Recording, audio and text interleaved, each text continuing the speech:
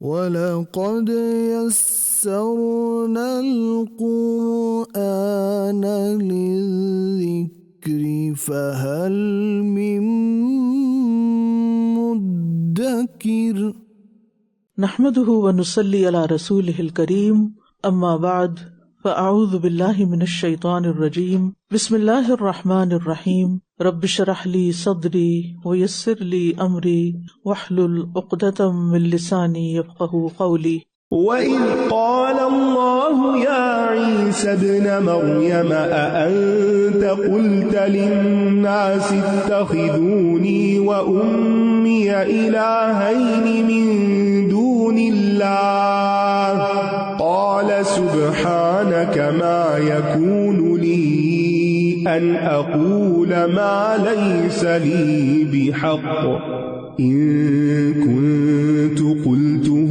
فقد علمته تعلم ما في نفسي ولا أعلم ما في نفسك إنك أنت علام الغيوب ما قلت لهم إلا ما أمرتني به أن اعبدوا الله ربي وربكم وكنت عليهم شهيدا ما دمت فيهم فلما توفيتني كنت أنت الرقيب عليهم وأنت على كل شيء شهيد إن تعذبهم فإنهم عبادك وَإِن تَغْفِرْ لَهُمْ فَإِنَّكَ أَنْتَ الْعَزِيزُ الْحَكِيمُ قَالَ اللَّهُ هَذَا يَوْمُ يَنفَعُ الصَّادِقِينَ صِدْقُهُمْ لَهُمْ جَنَّاتٌ تَجْرِي مِن تَحْتِهَا الْأَنْهَارُ خَالِدِينَ فِيهَا أبدا رضي الله عنهم ورضوا عنه ذلك الفوز العظيم لله ملك السماوات والأرض وما فيهن وهو على كل شيء قدير۔ اور جب اللہ فرمائے گا اے عیسیٰ ابن مریم کیا تم نے لوگوں سے کہا تھا کہ اللہ کے سوا مجھے اور میری ماں کو دو معبود بنا لو؟ وہ کہے گا پاک ہے تو، میرے لیے مناسب نہیں کہ میں وہ بات کہوں جس کا مجھے کوئی حق نہیں۔ اگر میں نے یہ کہا ہوتا تو یقیناً تو اسے جان لیتا، تو جانتا ہے جو میرے نفس میں ہے اور میں نہیں جانتا جو تیرے نفس میں ہے، بے شک تو ہی غیب کی باتوں کا خوب علم رکھنے والا ہے۔ یہاں آپ دیکھیں کہ عیسیٰ ابن مریم کتنے ادب کے ساتھ اللہ تعالیٰ سے بات کر رہے ہیں، اور ہم میں سے ہر ایک کو اللہ سے دعا مانگتے ہوئے، عبادت کرتے ہوئے، بات کرتے ہوئے، اپنے دل کا حال بیان کرتے ہوئے ادب سے کام لینا چاہیے، اور یہ ایمان کی علامت ہوتی ہے۔ میں نے انہیں بس وہی کہا تھا جس کا تو نے مجھے حکم دیا کہ اللہ کی عبادت کرو جو میرا رب ہے۔ عیسیٰ علیہ السلام نے کیا کہا؟ اللہ میرا رب ہے، جو میرا رب ہے اور تمہارا رب ہے، اور جب تک میں ان میں تھا میں ان پر گواہ رہا، پھر جب تو نے مجھے اٹھا لیا تو تو ہی ان پر نگران تھا، اور تو ہر چیز پر خوب گواہ ہے۔ شہید اللہ سبحانہ تعالیٰ کے اسماء حسنی میں سے ایک نام ہے، اور شہادت دیکھنے، سننے اور جاننے کے معنی میں بھی ہو سکتا ہے، اور کلام کے ساتھ شہادت دینے کے معنی میں بھی۔ تو ہر چیز کی ہر وقت خبر رکھنے والا صرف اللہ ہی ہے۔ انسان تو دنیا میں آتے جاتے رہتے ہیں، اگر تو انہیں عذاب دے تو بے شک وہ تیرے بندے ہیں، اور اگر تو انہیں بخش دے تو بے شک تو بہت زبردست، بہت حکمت والا ہے۔ نبی صلی اللہ علیہ وسلم اپنی امت کے لیے ایک پوری رات یہ آیت نماز میں پڑھتے رہے۔ اس آیت میں بھی اللہ سبحانہ تعالیٰ کے ساتھ انتہائی ادب کے ساتھ بات کی جا رہی ہے، اس کو پکارا جا رہا ہے۔ لہذا ہمیں بھی کبھی اس آیت کی تکرار کرنی چاہیے اور اس کے معنی میں غور و فکر کرنا چاہیے۔ نبی صلی اللہ علیہ وسلم کے لیے کثرت سے درود پڑھیں. کیوں؟ اس لیے کہ یہ آیت پڑھ کر وہ ساری رات اپنی امت کے لیے روتے رہے، اور ہمارا اتنا بھی فرض نہیں بنتا کہ ہم ان کے لیے کچھ دعا ہی کرتے. آپ نے یہ آیت پڑھی اور تکرار سے پڑھی اور روتے رہے، اور پھر آپ نے عرض کیا اے میرے رب میری امت میری امت، یہاں تک کہ اللہ تعالیٰ نے فرمایا بے شک ہم تمہیں تمہاری امت کے بارے میں راضی کریں گے اور تمہیں غمگین نہیں کریں گے. تو یہ بھی نبی صلی اللہ علیہ وسلم کی سنت ہے کہ انسانوں کے بارے میں انسان کے دل میں سچی ہمدردی ہو، اور سچی ہمدردی کیا ہے کہ ان کی آخرت کی فکر ہو. اللہ فرمائے گا یہ وہ دن ہے جس میں سچوں کو ان کی سچائی نفع دے گی، ان کے لیے ایسے باغات ہیں جن کے نیچے نہریں بہتی ہیں، جن میں وہ ہمیشہ ہمیشہ رہنے والے ہیں. اللہ ان سے راضی ہو گیا اور وہ اس سے راضی ہو گئے. یہی بہت بڑی کامیابی ہے. سب سے بڑا ظلم اور جھوٹ اللہ کے ساتھ شریک ٹھہرانا ہے، اور سب سے بڑا سچ توحید اور ایمان ہے. تو یہاں اسی سچائی کی طرف اشارہ ہے، یعنی قیامت کے دن توحید والوں کو ان کی توحید ضرور فائدہ پہنچائے گی. سچائی دنیا میں بھی فائدہ دیتی ہے اور آخرت میں بھی. سچائی نیکی کی طرف رہنمائی کرتی ہے اور نیکی جنت کی طرف رہنمائی کرتی ہے. اور جو انسان سچ بولتا رہتا ہے وہ سچا لکھ دیا جاتا ہے، اور جھوٹ برائی کی طرف رہنمائی کرتا ہے اور برائی دوزخ کی طرف، اور انسان جھوٹ بولتا رہتا ہے یہاں تک کہ اللہ کے ہاں جھوٹا لکھ دیا جاتا ہے. یہ صحیح بخاری کی روایت ہے. اور آخری آیت ہے اللہ ہی کے لیے ہے بادشاہت آسمانوں اور زمین کی، اور جو کچھ ان میں ہے سب کا مالک وہی ہے، اسی کا اختیار ہے ان سب پر، اور وہ ہر چیز پر خوب قدرت رکھنے والا ہے. یعنی آسمان و زمین پوری طرح اس کے کنٹرول میں ہے، سمیت ان تمام چیزوں کے جو آسمانوں اور زمین کے اندر ہیں. سورۃ الانعام. سورۃ الانعام مکی سورت ہے، اس کی 165 آیات ہیں. ترتیب کے اعتبار سے 6 نمبر سورت ہے، نزول کے اعتبار سے 55 نمبر سورت ہے. اس سورت کا نام الانعام اس لیے رکھا گیا کیونکہ اس میں مویشیوں کا ذکر تفصیل سے ہوا ہے، اور لفظ انعام اس میں 6 بار آیا ہے. بسم اللہ الرحمن الرحیم. الحمد للہ الذی خلق السماوات والارض وجعل الظلمات والنور ثم الذین کفروا بربهم يعدلون. هو الذي خلقكم من طين ثم قضى أجلا وأجل مسمى عنده ثم أنتم تمترون. وهو الله في السماوات وفي الأرض يعلم سركم وجهركم ويعلم ما تكسبون. وما تأتيهم من آية من آيات ربهم إلا كانوا عنها معرضين. فقد كذبوا بالحق لما جاءهم فسوف يأتيهم أنباء ما كانوا به يستهزئون. ألم يروا كم أهلكنا من قبلهم من قرن مكناهم في الأرض ما لم نمكن لكم وأرسلنا السماء عليهم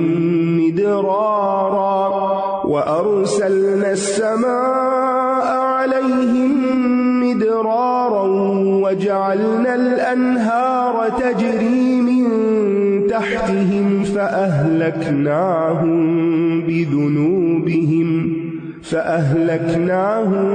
بذنوبهم وأنشأنا من بعدهم قرنا آخرين. ولو نزلنا عليك كتابا في قرطاس فلمسوه بأيديهم لقال الذين كفروا إن هذا إلا سحر مبين. وقالوا لولا أنزل عليه ملك ولو أنزلنا ملكا لقضي الأمر ثم لا ينظرون ولو جعلناه ملكا لجعلناه رجلا وللبسنا عليهم ما يلبسون ولقد استهزئ برسل من قبلك فحاق بالذين سخروا منهم ما كانوا به يستهزئون۔ سب تعریفیں اللہ کے لیے ہیں جس نے آسمانوں اور زمین کو پیدا کیا اور اسی نے اندھیروں اور روشنی کو بنایا۔ پھر وہ لوگ جنہوں نے کفر کیا اپنے رب کے ساتھ دوسروں کو برابر قرار دیتے ہیں۔ ہر چیز کا خالق و مالک صرف اللہ ہے۔ یہ بات مشرکین بھی مانتے تھے، لیکن غلطی کہاں کرتے کہ عبادت میں دوسروں کو بھی شریک کر لیتے، حالانکہ ہونا تو یہ چاہیے تھا کہ جس کو وہ خالق مانتے ہیں معبود بھی صرف اسی کو مانے۔ تو وہ غیر اللہ کے سامنے سجدے کرتے، ان کے نام کی نظریں چڑھاتے، منتیں مانتے، مشکلات میں ان کی طرف رجوع کرتے۔ اور آج بھی آپ دیکھیں کہ کچھ لوگ کلمہ بھی پڑھتے ہیں لیکن کلمے کی حقیقت نہیں جانتے، زبان سے کہتے ہیں لا الہ الا اللہ، لیکن عملاً غیر اللہ کو سجدے بھی کرتے ہیں اور ان کے نام پر نظریں بھی چڑھاتے ہیں، منتیں بھی مانتے ہیں، مشکلات کے وقت ان کے قبروں پہ بھی چلے جاتے ہیں۔ تو پھر فرق کس چیز کا رہ گیا؟ اور سورت کا آغاز الحمدللہ سے ہو رہا ہے۔ الحمدللہ کہنا اللہ کے تقرب کا ذریعہ بنتا ہے اور شکر ادا کرنے کا کلمہ ہے۔ وہی ہے جس نے تمہیں مٹی سے پیدا کیا، پھر اس نے موت کا ایک وقت مقرر کیا اور قیامت کا وقت مقرر بھی اسی کے پاس ہے، پھر بھی تم شک کرتے ہو۔ اور وہ اللہ ہی معبود برحق ہے آسمانوں میں اور زمین میں، وہ تمہارے پوشیدہ اور ظاہر کو جانتا ہے، اور وہ جانتا ہے جو کچھ تم کماتے ہو۔ اللہ کی کمال قدرت کے ثبوت کے بعد علم میں کمال کا ذکر آیا کہ وہ جانتا ہے جو بھی تم جانتے ہو، یعنی جو کام بھی تم جس مقصد کے لیے کرتے ہو، تمہارے اعمال جس کام میں مشغول ہوتے ہیں سب اس کے علم میں ہے۔ تمہاری نیت اور ارادے جو تمہارے دل میں چلتے رہتے ہیں وہ بھی اس کو پتا ہے، ہر چیز اللہ کے علم میں ہے۔ اور ان کے پاس ان کے رب کی نشانیوں میں سے جو بھی نشانی آتی ہے وہ اس سے منہ پھیر لیتے ہیں، پس بے شک انہوں نے حق کو جھٹلا دیا جب وہ ان کے پاس آ چکا تھا، تو جلد ہی ان کے پاس اس چیز کی خبریں آ جائیں گی جس کا وہ مذاق اڑاتے رہے ہیں۔ کیا انہوں نے دیکھا نہیں کہ ہم نے ان سے پہلے کتنی قوموں کو ہلاک کر دیا جنہیں ہم نے زمین میں ایسا اقتدار دے رکھا تھا جو ہم نے تمہیں نہیں دیا، اور ہم نے ان پر آسمان سے بہت برسنے والا می بھیجا، اور ہم نے نہریں بنائی جو ان کے نیچے بہتی تھی، پھر ان کے گناہوں کی وجہ سے ہم نے انہیں ہلاک کر دیا، اور ان کے بعد ہم نے دوسری قومیں اٹھائیں۔ یہ اللہ کی سنت جاریہ رہی ہے کہ اللہ تعالیٰ ایک قوم کو اٹھاتا ہے، اسے خوب مال و دولت عطا کرتا ہے، خوب نعمتیں دیتا ہے، ان نعمتوں کو پا کر وہ غرور اور تکبر میں مبتلا ہو جاتے ہیں، اور اس تکبر میں اللہ کے احکامات کو پیچھے پھینک دیتے ہیں، تو اللہ تعالیٰ پھر اس کو تباہ کر کے کسی دوسری قوم کو آگے لے آتا ہے، پھر ان کے اعمال دیکھتا ہے، اور قیامت تک یہی سلسلہ چلتا رہے گا۔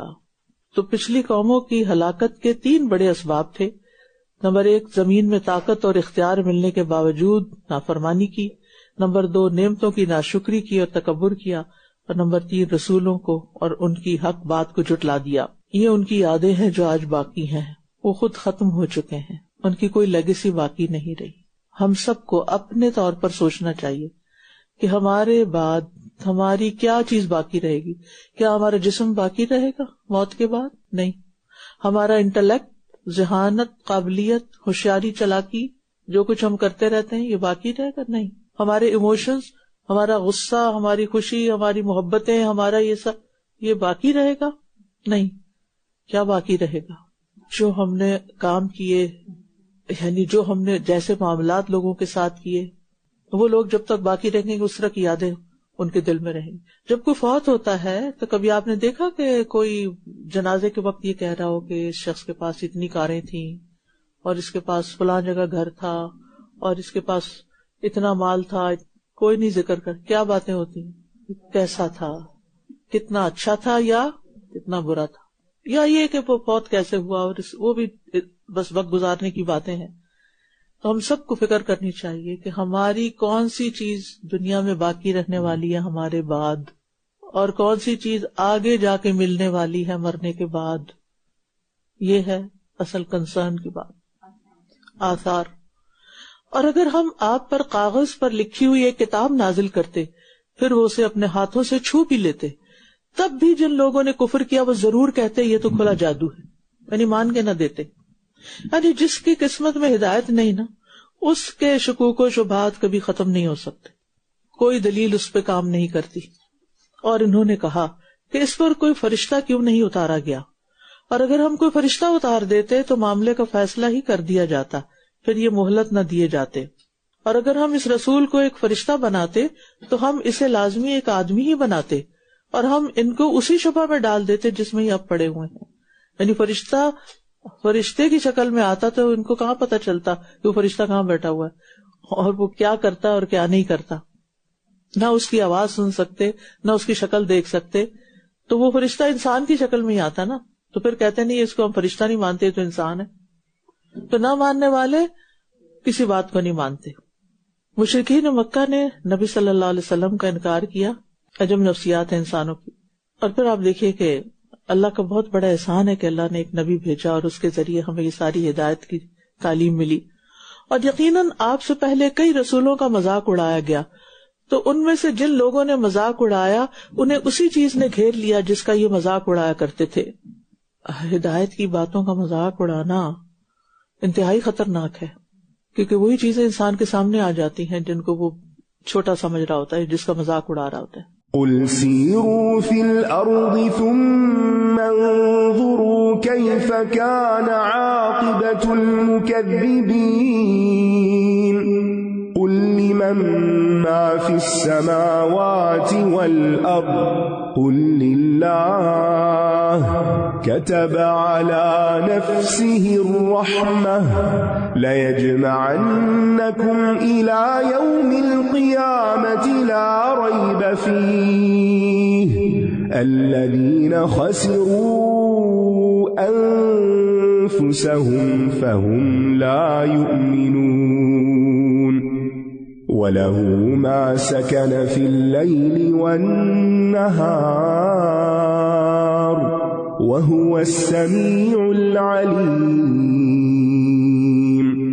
قل أغير الله أتخذ وليا فاطر السماوات والأرض وهو يطعم ولا يطعم قل إني أمرت أن أكون أول من أسلم ولا تكونن من المشركين قل إني أخاف إن عصيت ربي عذاب يوم عظيم من يصرف عنه يومئذ فقد رحمه وذلك الفوز المبين وإن يمسسك الله بضر فلا كاشف له إلا هو وَإِن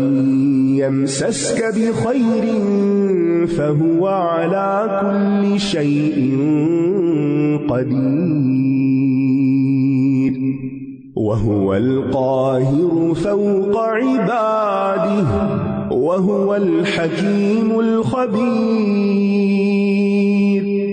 قُلْ أَيُّ شَيْءٍ أَكْبَرُ شَهَادَةً قُلِ اللَّهُ شَهِيدٌ بَيْنِي وَبَيْنَكُمْ وَأُوحِيَ إِلَيَّ هَذَا الْقُرْآنُ لِأُنذِرَكُم بِهِ وَمَن بَلَغَ أَإِنَّكُمْ لَتَشْهَدُونَ أَنَّ مَعَ اللَّهِ آلِهَةً أُخْرَى قُل لَّا أَشْهَدُ قل انما هو اله واحد وانني بريء مما تشركون الذين آتيناهم الكتاب يعرفونه كما يعرفون أبناءهم الذين خسروا أنفسهم فهم لا يؤمنون۔ کہہ دیجئے چلو پھرو زمین میں، پھر دیکھو کیسا ہوا انجام جھٹلانے والوں کا۔ کہہ دیجئے کس کا ہے جو کچھ آسمانوں اور زمین میں ہے، کہہ دیجئے اللہ ہی کا ہے، اس نے اپنی ذات پر رحمت کرنا لازم کر لیا ہے، وہ تمہیں قیامت کے دن ضرور جمع کرے گا جس کے آنے میں کوئی شک نہیں۔ وہ لوگ جنہوں نے اپنے آپ کو خسارے میں ڈالا بس یہ ایمان نہیں لائیں گے۔ اللہ سبحانہ تعالیٰ انتہائی مہربان ہے، مخلوق کی پیدائش سے پہلے ہی اس نے لکھ دیا کہ اس کی رحمت اس کے غضب پر غالب ہے، ورنہ جتنی نافرمانیاں انسان اس دنیا میں کرتا ہے اور اللہ تعالیٰ کو غضبناک کرتا ہے تو یہ دنیا قائم ہی نہ رہتی۔ دنیا میں تو مومن کافر سب اللہ کی رحمت سے فائدہ اٹھا رہے ہیں، لیکن آخرت میں یہ رحمت صرف ایمان والوں کے لیے ہوگی، اور اسی کی ملکیت میں ہے جو کچھ دن اور رات میں ٹھہرا ہوا ہے، اور وہ خوب سننے والا خوب جاننے والا ہے۔ یعنی زمانے اور وقت کے اعتبار سے بھی اللہ ہی کی بادشاہت ہے، اس لیے یہاں دن اور رات کی بات کی گئی، یعنی چاہے زمان ہو یا مکان ہو، ہر چیز پر اللہ ہی کی بادشاہت ہے، اسی کا کنٹرول ہے۔ کہہ دیجئے کیا میں اللہ کے سوا کسی اور کو اپنا سرپرست بنا لوں، وہ جو آسمانوں اور زمین کا پیدا کرنے والا ہے، حالانکہ وہ کھلاتا ہے اور اسے کھلایا نہیں جاتا۔ کہہ دیجئے بے شک مجھے حکم دیا گیا ہے کہ میں سب سے پہلا فرما بردار بن جاؤں، اور یہ کہ آپ ہرگز شرک کرنے والوں میں سے نہ ہوں۔ اللہ سبحانہ تعالیٰ صرف مالک ہی نہیں بلکہ ہر چیز کو چلا بھی رہا ہے، اور ہمارا کام کیا ہے کہ صرف اسی کی عبادت کریں۔ کہہ دیجئے اگر میں نے اپنے رب کی نافرمانی کی تو بے شک میں ایک بڑے دن کے عذاب سے ڈرتا ہوں۔ یہ اعلان نبی صلی اللہ علیہ وسلم کی زبان سے کروایا جا رہا ہے، کیا کہ جو جھٹلا رہے ہیں، بات نہیں مان رہے، ان کی قیامت کے دن پکڑ ہو جائے گی۔ جس کسی سے اس دن وہ عذاب پھیر دیا گیا تو یقیناً اس نے اس پر رحم کیا، اور یہی واضح کامیابی ہے۔ اور اگر اللہ تمہیں کوئی نقصان پہنچائے تو اس کے سوا اسے کوئی دور کرنے والا نہیں، اور اگر وہ تمہیں کوئی خیر پہنچائے تو وہ ہر چیز پر خوب قدرت رکھنے والا ہے۔ یہ آیت شرک کی جڑ کاٹنے والی ہے۔ اللہ تمہیں کوئی نقصان دے تو کوئی دور نہیں کر سکتا، اور اگر وہ کوئی خیر لانا چاہے تمہاری طرف کوئی روک نہیں سکتا۔ لہذا انسان کا یہ پختہ عقیدہ ہونا چاہیے کہ دکھ اور تکلیف کو دور کرنے والا صرف اللہ ہے، اور صرف اسی سے مجھے مانگنا ہے، اسی کی طرف رجوع کرنا ہے، اور ہر طرح کی تکلیف چھوٹی ہو بڑی ہو، ہمارے جسم میں ہو دل میں ہو، حتیٰ کہ کانٹے کی چبھن، کچھ بھی کسی بھی طرح کا نقصان مال میں ہو اولاد میں ہو، صرف وہی دور کر سکتا ہے۔ اور جتنا جتنا ہمارے اس بات پر یقین ہوگا اتنی ہماری دعا میں اخلاص زیادہ ہوگا، شدت زیادہ ہوگی، اور ہم اٹھتے بیٹھتے چلتے پھرتے اسی کو پکارتے رہیں گے۔ اور وہ اپنے بندوں پر پوری طرح غلبہ رکھنے والا ہے، اور وہ بہت حکمت والا خوب باخبر ہے۔ کہہ دیجئے کون سی چیز گواہی کے اعتبار سے سب سے بڑی ہے؟ کہہ دیجئے اللہ، جو میرے اور تمہارے درمیان گواہ ہے، اور میری طرف یہ قرآن وحی کیا گیا ہے تاکہ میں اس کے ذریعے تمہیں اور ان سب کو خبردار کروں جس جس کو یہ پہنچے۔ یعنی یہ قرآن اس لیے آیا ہے کہ اس کے ذریعے لوگوں کو خبردار کر دیا جائے۔ کیا واقعی تم گواہی دیتے ہو کہ بے شک اللہ کے ساتھ کچھ اور معبود بھی ہیں؟ کہہ دیجئے میں گواہی نہیں دیتا، کہہ دیجئے بے شک وہ ایک ہی معبود ہے، اور میں بری الذمہ ہوں ان سے جنہیں تم شریک ٹھہراتے ہو۔ نبی صلی اللہ علیہ وسلم کی رسالت قیامت تک کے لیے ہے، لہذا آپ نے اپنے وقت میں حد الوسع کوشش کی کہ لوگوں کو پیغام پہنچے۔ اس کے بعد صحابہ کرام نے کیا کیا؟ وہ مدینہ میں بیٹھ نہیں رہے، بلکہ کچھ بیٹھ رہے جو تعلیم دیتے تھے، اور کچھ نکل گئے کہ جو اسلام کی دعوت دینے والے تھے، اور مشرق و مغرب میں پھیل گئے، اور دنیا کے ایک بڑے حصے پر مسلمانوں کی حکومتوں کی اکثریت جو تھی وہ مسلمان ہو گئی، اور اللہ کی طرف بلانے کے لیے اسی کتاب ہی کو ذریعہ بنایا گیا تو آپ دیکھیں کہ یہ پیغام سب انسانوں کے لیے، صرف مسلمانوں کے لیے نہیں. لیکن افسوس یہ کہ ابھی تک تو مسلمانوں تک بھی نہیں پہنچا. صحابہ کے بعد تابعین اور ہر دور میں ایسے لوگ رہے.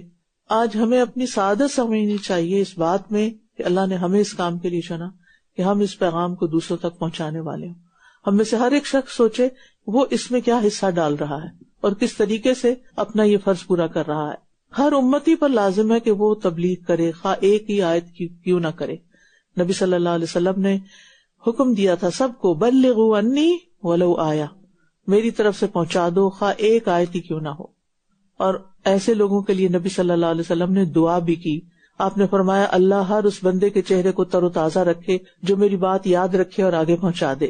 پھر فرمایا وہ لوگ جنہیں ہم نے کتاب دی وہ اسے اس طرح پہچانتے ہیں جیسے وہ اپنے بیٹوں کو پہچانتے ہیں. وہ لوگ جنہوں نے اپنے آپ کو خسارے میں ڈالا بس وہ ایمان نہیں لائیں گے. وآخر دعوانا ان الحمد للہ رب العالمین. سبحانک اللہم وبحمدک اشہد ان لا الہ الا انت استغفرک واتوب الیک.